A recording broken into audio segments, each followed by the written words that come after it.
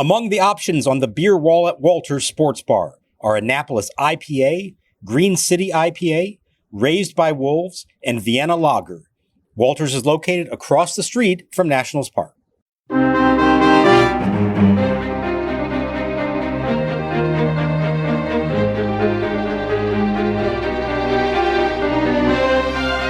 And welcome to Nats Chat for Thursday, June 20th, 2024. Along with MASNsports.com Nationals insider Mark Zuckerman, who is at Nationals Park. I'm Al Galdi, host of the Al Galdi podcast. We on Wednesday during Game 2 of a 3-game series for the Nationals against the Arizona Diamondbacks at Nationals Park had a power outage, a literal power outage at Nats Park. The power outage affected the MASN telecast of the game, resulted in the game being played without replay for a bit. But we then got some power from the Nats. A 2-run homer by Jesse Winker, and the Nats got just enough offense and got more great pitching, and yet another win, a 9th win in 11 games, a 3-1 win over the Diamondbacks. The Nats for this regular season now 36-37.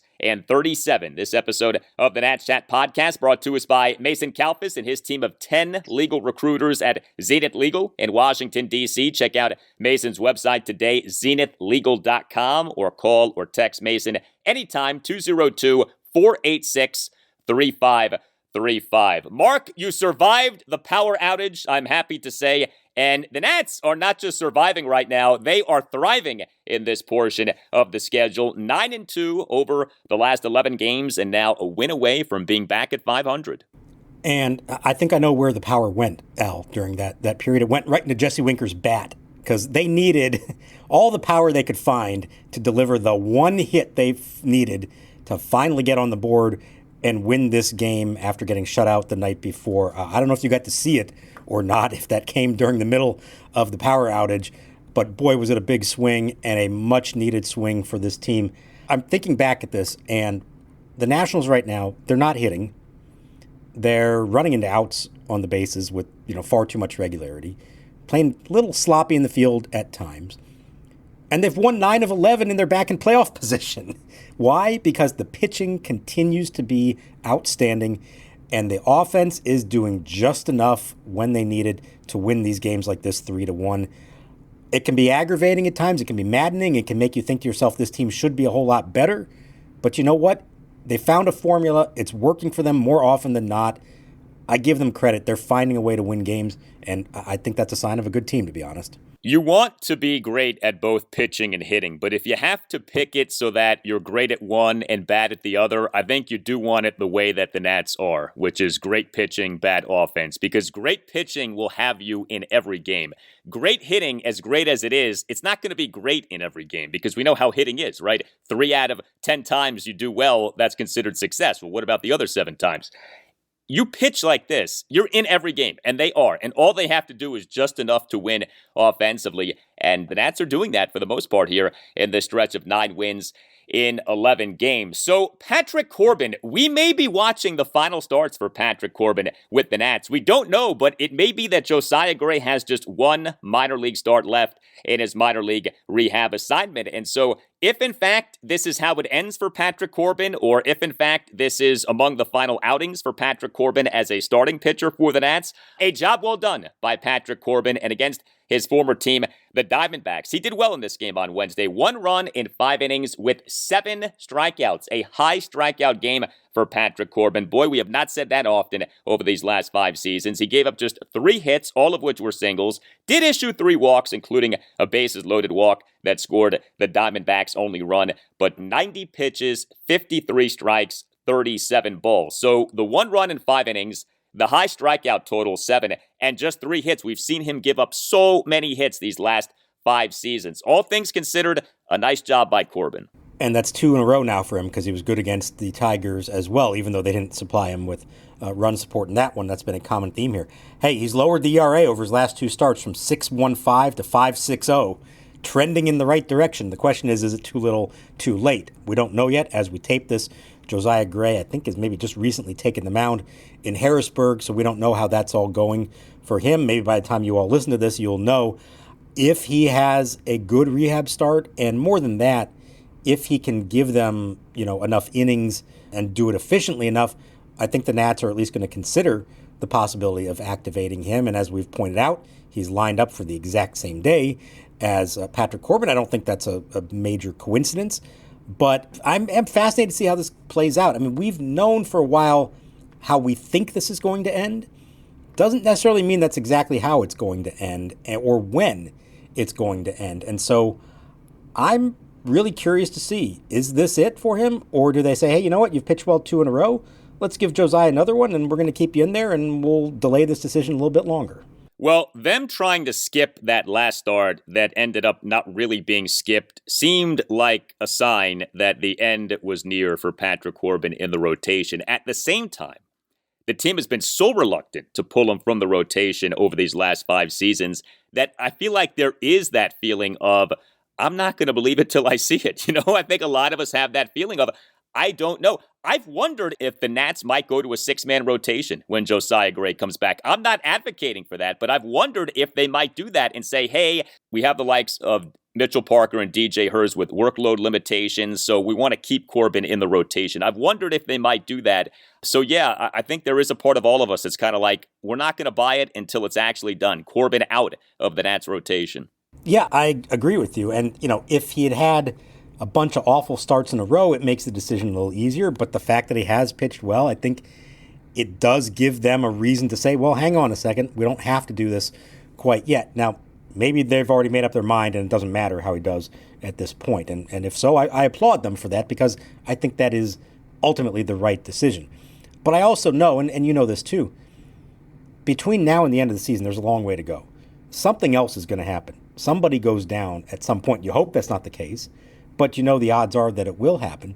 And when that happens, what do? If you've already moved Corbin to the bullpen, are you going to move him back into the rotation?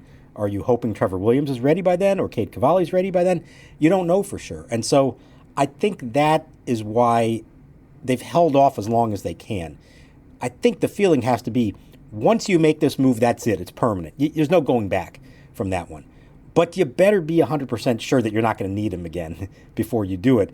And so I think that's maybe part of this dilemma that they're facing right now. Well, if Corbin does join the Nats bullpen, he will be joining a Nats bullpen that is the team's best bullpen in years. This bullpen continues to come through, came through again in this 3-1 win over the Diamondbacks on Wednesday. 3 Nats relievers combined for 4 scoreless innings. Derek Law, 2 perfect innings. Hunter Harvey, a scoreless top of the 8th. And Kyle Finnegan, a perfect top of the 9th with 2 swinging strikeouts for the save. So I was looking at some overall numbers for the Nats bullpen for this regular season. If you just go by ERA and WHIP, you're really not that overwhelmed. ERA 3.85, WHIP 127. Not bad, but that's not like, top 5, top 10 in the majors. But then there is this, and it's the thing that I think has stood out to all of us, right? The improvement when it comes to giving up the home run. Nats relievers for this regular season are allowing 0.82 home runs per 9 innings. Nats relievers for last regular season allowed 1.41 home runs per 9 innings. The Nats have nearly halved their relief pitching home run rate from last season to this season. That is nothing short of spectacular. And to me, that's why the bullpen is so much better. Because, there are other things that are a bit better, but it feels so much better with this bullpen right now. And some of the numbers don't necessarily capture that. I feel like that captures it. That this bullpen, and it's the pitching staff overall, but especially the bullpen to me, giving up fewer home runs at a rate that is so much better than what we saw last season. Yeah, how many times had we seen a reliever come in and immediately first batter home run? I think I lost track of how often that used to happen, and that's not the case right now. So they're not getting beat like that. And I feel like the numbers, if you could break it down into the games that they've won or the games that have been close, how they've performed versus the games that are kind of already out of hand a little bit, you'd see a huge difference. And maybe this is the best example of that stat. When leading after 6 innings, the Nationals are now 28-2 this season. 31-2 when leading after 7, 33-1 when leading after 8. So they're not blowing games. They get a lead, you put your best guys out there, they're getting the job done almost every single time. I think when they do get into trouble is when it is some of the B bullpen guys, or when the team's already trailing, or it's funny, we've seen Kyle Finnegan give up a few home runs recently, but they've been in non-important situations, either a big lead or one of those nights that just needs the work. When it really matters, he's not doing that. And so I think that's probably the biggest difference to me. Yeah, the home runs, they're not giving them up, but I think it's also, if you give them a lead, they're finishing it off. There really has been very little drama in that department. The Nats last regular season, in terms of relief pitching, gave up 94 home runs in 599 innings, the most relief pitching home runs allowed in the majors. This season, 23 home runs in 252 and 2/3 innings, and that is so much better, and I think that speaks a lot to this bullpen being so much better. And again, it's the best Nats bullpen in years. We have seen so many bad bullpens so often, even when the team was good. This bullpen is at least decent, if not good.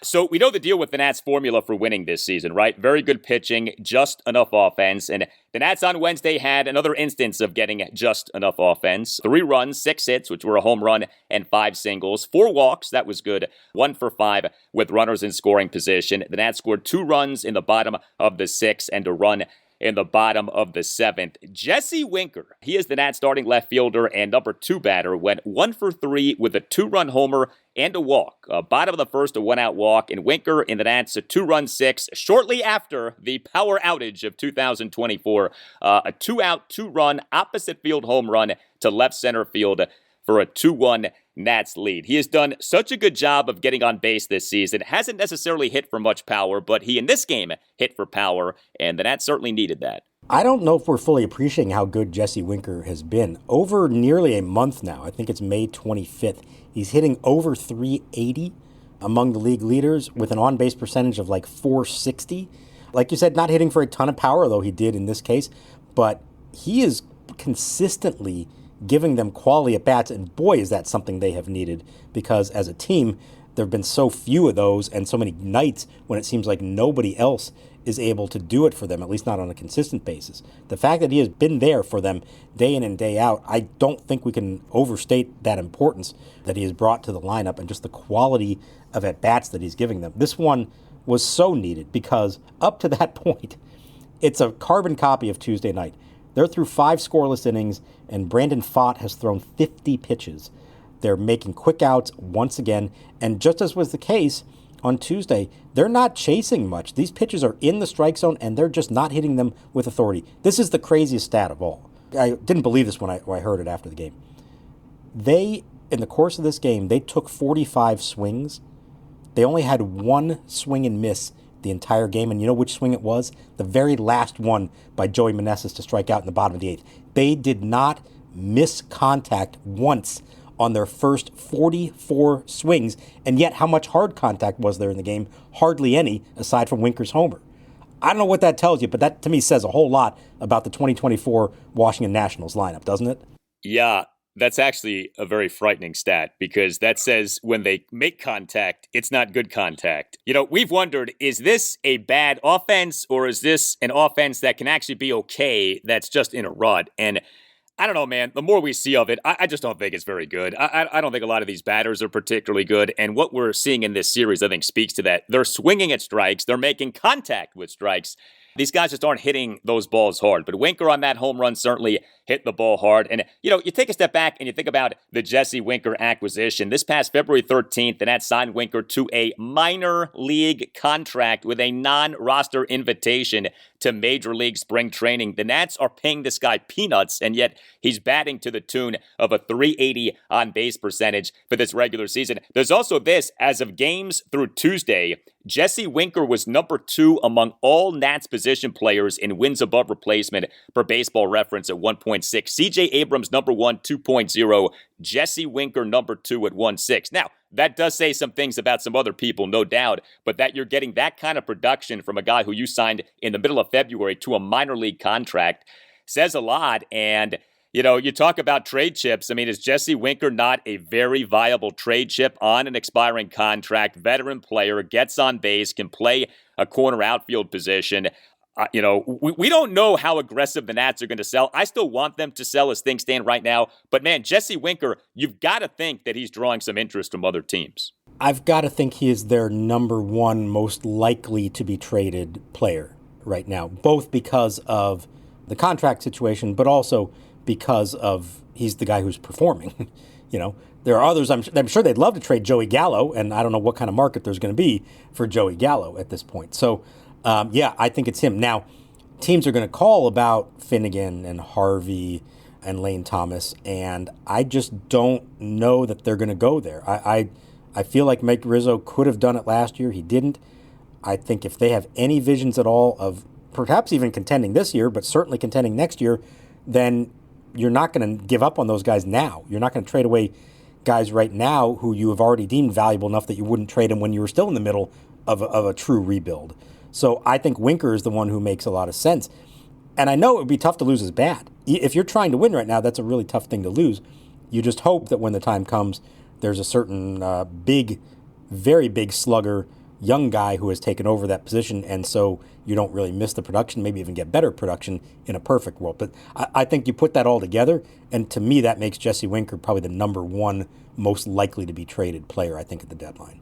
Well, I mentioned Jesse Winker being number 2 among Nats position players in Baseball Reference WAR. Would you believe that number 4 is Ildemaro Vargas? Despite his limited playing time this season, Vargas, when he has played, has been productive, and Vargas in this game gave us the perfect microcosm of his season. Didn't start the game, comes off the bench, pinch hits, and he and the Nats 1-run 7th provides a pinch 1-out RBI single through the right side of the infield for a 3-1 Nats lead. Vargas for this regular season on-base percentage now of .352. And as of games through Tuesday, number 4 among Nats position players in WAR at 0.6. We know he's not necessarily a piece for the future, but man, this season especially, when he has played, he has produced. Plate appearance per plate appearance, opportunity per opportunity. He's been one of the Nats' best players this season. Let me put it this way to you. If you have a big at-bat coming up and the game's on the line, rank your members of this team that you most trust to deliver in that spot. I think Jesse Winker's number 1.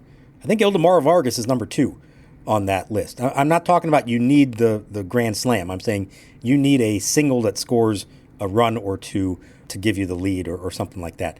He has consistently delivered for them in those spots. And I know if you played him every day, he'd get exposed and he wouldn't be the kind of player that you say should be starting.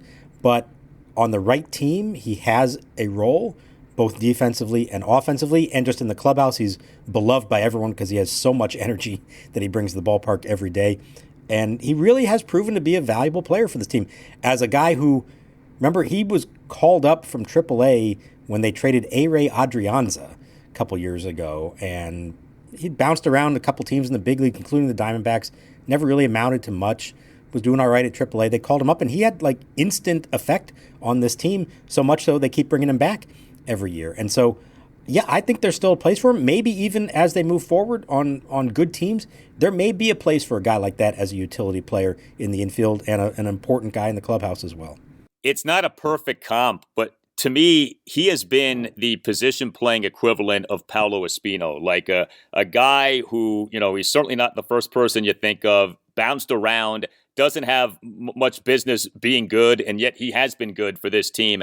And multiple seasons now. I mean, this is not the first season we've talked about Ildemaro Vargas doing a nice job. So the Nats won this game over the Diamondbacks on Wednesday despite their best player, shortstop C.J. Abrams, being a late scratch due to an ailing left wrist. The Nats starting shortstop for this game, the rarely used Nasim Nunez. It was last December 6th that the Nats took Nunez in the Major League phase of the 2023 Rule 5 draft. He barely plays this season, as we know. He on Wednesday was the Nats' number 9 batter, 0 for 2 with a walk, got thrown out in an attempted steal of second base, but he also made a super impressive defensive play, although I'm not sure if that is the right play that he made. I'd love to know the true diagnosis of the play in terms of, is that what you want him to do if you're Davey Martinez? But Nunez, what he pulled off was quite remarkable. So this happened in the Diamondbacks' 1-run 4th. Bases loaded, nobody out, game scoreless. Suarez hits a liner that goes off the glove of a leaping Nunez, and then the ball goes behind Nunez on the infield dirt. Nunez retrieves the ball, then fires a one-hop throw toward home plate, and catcher Keibert Ruiz catches the ball, applies the tag to Lourdes Gurriel Jr. for an out. That was some play by Nunez. Now, we know that he's known for his defensive prowess. Again, I don't know if that was the right play or not, but that was a supremely impressive play. So, the official score, the way that's announced and the way that it's written into the scorebook is fielder's choice, 6-2. Boy, was that a choice by Nasim Nunez. What a choice that was. I think that's why it's called a fielder's choice, because he did have his choice of what to do with it when he picked up the ball. And I don't know how many others would have made the same choice that he did, but as Davey Martinez said, as he's laughing as he gives the answer, he said, there aren't many other guys who would do that, but could also pull it off. He's got a cannon for an arm, as we see. I think Keibert Ruiz was so surprised by it. It was a force out, and he tagged the runner. Like, he could have had his foot on the plate and just caught the ball to do it, and instead he actually tagged him, and it may have been just like he was so shocked by it all that it just felt like, well, that can't just be a force out. That's got to be a tag play, right? It was an amazing play by him. Good for him. He did something well in the field. At the plate, he finally reached base for the first time in his 11th Major League Plate appearance. And then in his 12th Major League Plate appearance, he was asked to put a bunt down. He fouled off the first one. He popped up the second one. It could have cost them. Thankfully, it didn't. If this guy has a future, he's going to have to show he can provide something offensively. You saw there what he can do in the field. We know what he can do on the bases, although he also was thrown out trying to steal. There's a lot of raw talent there. It just, is there enough of it? Can he improve enough to actually be worth this for them in the long run? Because they are, no question, using up a roster spot on him this year and not playing him at all. And they're doing that because they believe down the road he will be worth having in the organization. So far, you can see a glimpse of what they like about him, but there's still a long way for him to go, I think. Well, the defense plays and the speed plays. It's a question of, can he hit? And, we just don't know about that. It's tricky with these Rule 5 draftees because when you are a rebuilding team, spending a roster spot on a Rule 5 draftee makes sense. But on the other hand, so few of these guys end up amounting to anything. And, as enticing as they can be, like if you go through the Rule 5 picks over the years, there are very few who have panned out. And it often ends up being that a team just wasted a roster spot for a season on a guy who ended up not doing much. But I'll say this about Nunez in watching him. He's confident. Like, he seems to think that he belongs, and I give him credit for that. There's something to be said for that. There's almost like an ignorance is bliss scenario with him where he maybe doesn't totally recognize the circumstance, and so he acts in a way that you would not necessarily expect a Rule 5 draftee to act, but I think that's actually a good thing. He comes off like he feels like he belongs, and maybe that helps him when he's out there. That is a great observation by you, Al, especially considering you never met the young man.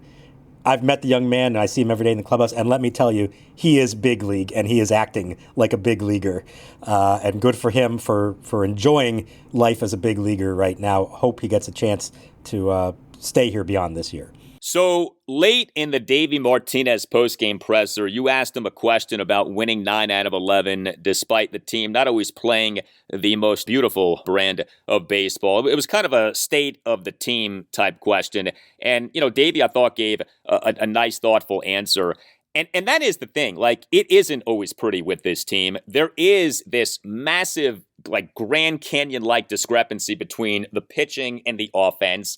Nobody quite knows where this season is going in terms of when is James Wood coming up. Is the great pitching going to continue? Is the offense going to come around, or is this just going to be a bad offensive team? We're still trying to figure out what exactly is the National League East. All of a sudden, the Mets are white hot. Are the Mets suddenly a good team, or are they still the same old underachieving Mets? We'll see. So, there's still a lot to be determined. There's still a lot that we don't know. But yeah, there is something fun about this team, and there's reason to feel good about this team. A game under 500, doing well right now, and, giving you reason to think that, this rebuild is in fact working. Yeah, I think at times it can be infuriating when you watch them, especially when they're swinging the bats the way they have here, through the first game and a half of this series, at least. And when they run into outs and when they just don't do things quite right, and when they, you consider that the roster really is not constructed in a perfect manner as far as what you'd want out of a contending team when you're wasting roster spots on guys who may or may not have much of a future around here. And yet, you have to ultimately look at what the results are.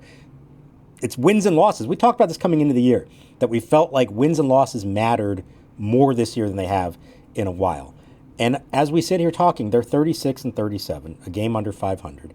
They are in the final wild card position with a host of other teams in that same boat with them right at or below 500.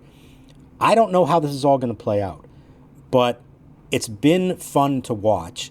And I think with each passing day, the people inside that clubhouse are talking more about being in a pennant race and believing that the second half of the season is going to matter. Now, it doesn't mean that's how it will happen. It doesn't mean that's how the front office will approach it when it comes to the trade deadline. But I think the guys in that clubhouse are believing that this team is good enough to be in the race.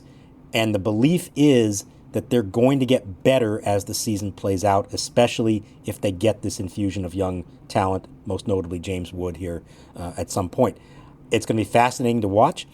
I don't know how it's all going to play out. I don't know if this is going to make Mike Rizzo and Mark Lerner think differently about how they're doing this as far as the rebuild's concerned, or if they're just going to stick with what their sort of intended plan was all along.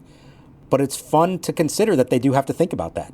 And maybe we didn't expect that to be the case. So it's been enjoyable, and I still want to believe this is going to be a better team in the second half of the year than in the first half of the year. And if that's true, it's going to be really interesting come September. Game 3 for the Nats against the Diamondbacks at Nationals Park Thursday afternoon at 1:05. Mackenzie Gore will be the Nats starting pitcher, so a great opportunity to win yet another series. This installment of the Nats Chat podcast brought to us by Mason Kalfas and his team of 10 legal recruiters at Zenith Legal in Washington, D.C. Check out Mason's website today, zenithlegal.com, or call or text Mason anytime, 202-486-3535. You can hit us up on X at Nats_chat. You can email the show, natschatpodcast@gmail.com. We have a website that you can check out, natschatpodcast.com, at which you can purchase a Nats Chat podcast t-shirt. We always appreciate the support very much. All Nationals radio highlights on Nats Chat are courtesy of 106.7 The Fan. For Mark Zuckerman, I'm Al Galdi. We thank you for listening, and we'll talk to you next time on the Nats Chat podcast.